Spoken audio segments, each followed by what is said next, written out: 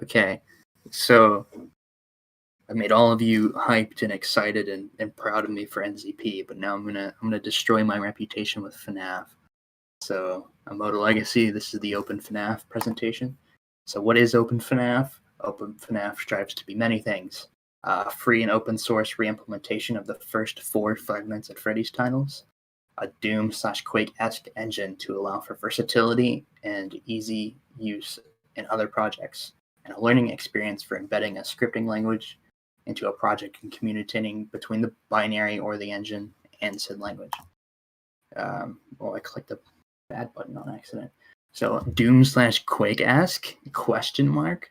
So what I mean by that is the games are completely separate from the engine binary.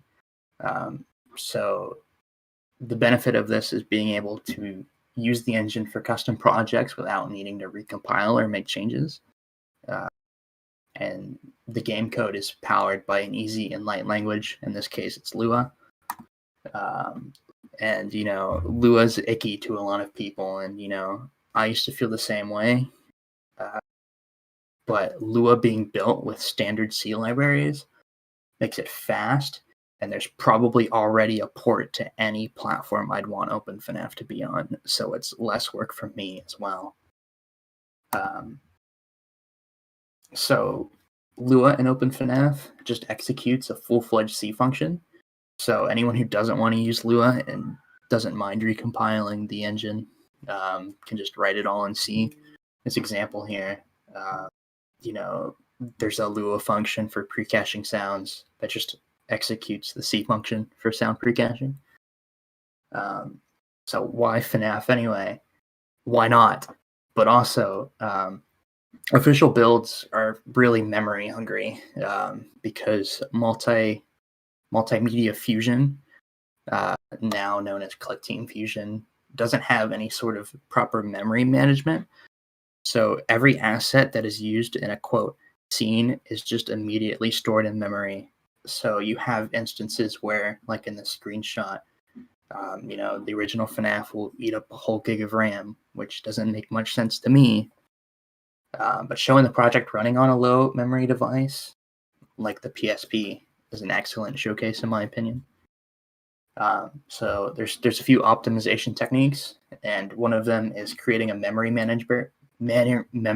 manager inspired by early idTech's memory heap and block allocation system to ensure memory is never an issue. So basically what I mean by that is you allocate a large chunk of memory. So in the PSP would be like 32 megabytes. And then you would always pull from that 32 megabytes what are called blocks. I probably should have made an illustration for this. And when we get to a point where there are no blocks left, we look and see what we don't immediately need anymore, delete those to free up space for a new block. Another optimization technique, which is just a little more basic, just manually editing these images to trim out what doesn't need to be there. FNAF has a big issue with scenes with minimal changes are completely separate graphics. So this is the dining area example, where typically, you'd have your dining area with absolutely nothing in it, just a standard dining area. Then there'd be a completely separate graphic, which is the entirety of the dining area. And you'd have, your rabbit dude in there. So I trim that all out, only take what we need. And this saves both RAM and video memory, which makes it a breeze. So regarding build dates, I don't have an ETA, mostly because I keep rewriting this thing. I had a showcase for CBPS, which is a Vita-oriented conference, where I showed it running on Vita, and it looked pretty much done core-wise, but I just rewrote it since then. So I really can't give any information on that, to be honest. That's all I have regarding this one. I'll take questions. Hello, a question from my side. You were speaking of manually editing images, and Have you considered using texture atlases, for example, Atlas C, which I use in Splunky PSP for aggregating a set of image, and Atlas C returns a JSON file with a list of UV coordinates for each of the subsequent image in the texture? That's a pretty good idea and something I might consider. But what bothers me the most is forcing the user to do something like that. While it is more optimal, I feel there needs to be a balance between what's easy for anyone using the engine to do and also doesn't absolutely murder performance as a result. Sure, thanks.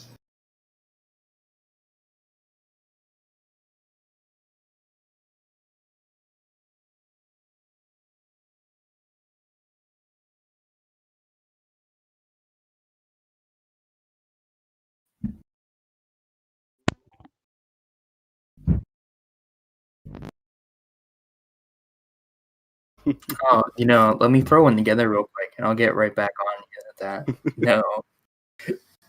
That's your roadmap. Yeah, sorry, it won't run at 8K at 240 FPS. That's too low. It'd be at least 500.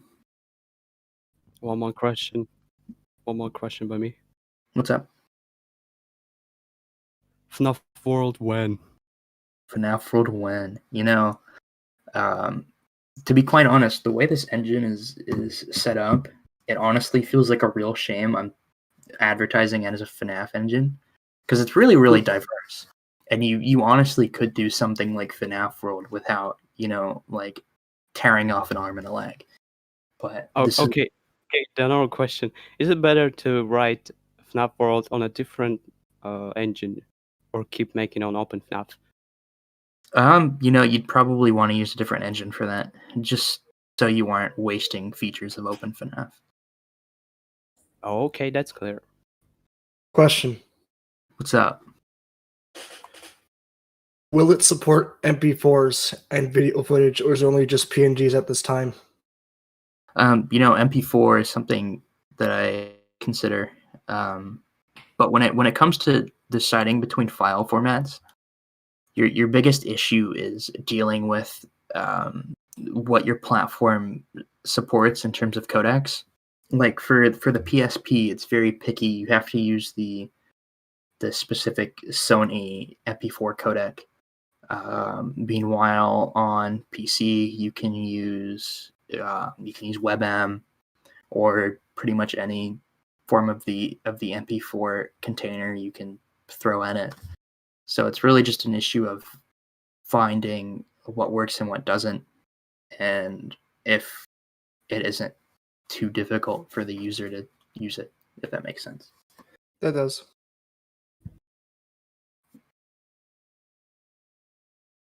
And another one by me. What's up? You made more than just a game. It's an engine. Did you try to contact the scout captain? No, I haven't.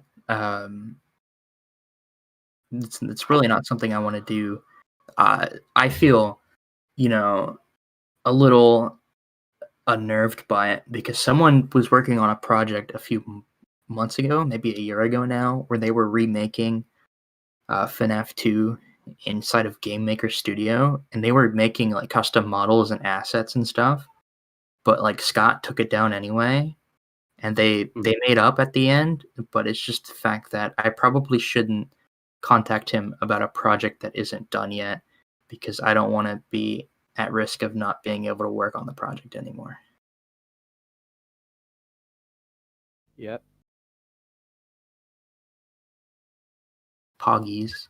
Another question by Simon is him. Is he writing a FNAF port on C or C++, by the way? It's raw C. I'm not a fan of C++. All right.